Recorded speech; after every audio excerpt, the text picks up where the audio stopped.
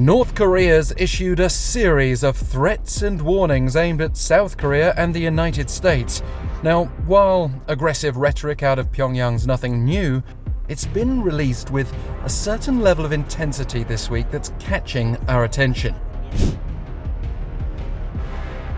For instance, North Korea threatened Wednesday to pour a shower of shells onto South Korea.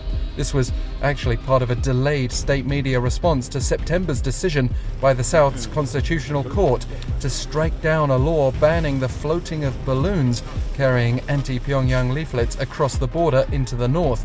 According to the court, that ban excessively restricted the right to freedom of expression in South Korea.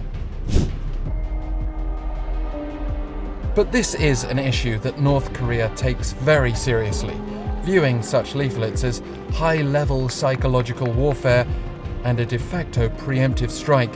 Essentially, the North's upset because the leaflets may threaten to cause social unrest and even pose a threat to the country's leadership, but also due to their alleged ability to spread viral infection, particularly since COVID-19.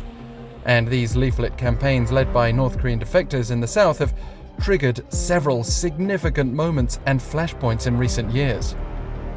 In 2014, the two Koreas exchanged machine gun fire across the border after the North apparently tried to shoot down balloons floating from the South. In 2020, the North blew up the Inter-Korean liaison building in the border town of Kaesong in anger over leaflets. But South Korea did take action later that year to safeguard peace, with the then ruling party passing the so-called Anti-Leaflet Act. However, with Seoul's stance being reversed in line with the Constitutional Court's decision, North Korea's revolutionary forces have been described as enraged by state media, which pointed to conflicts in Europe and the Middle East as an example of what could happen on the Korean peninsula with just a single spark, adding that the distribution of leaflets would lead to the end of South Korea. And then, North Korea is also bristling over the visits of top US officials to the South.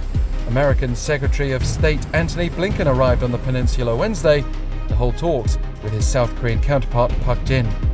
Today, Minister Park and I spoke about further actions that our countries can take with partners to intensify pressure on Moscow not to transfer military technology to the DPRK in violation of multiple UN Security Council resolutions.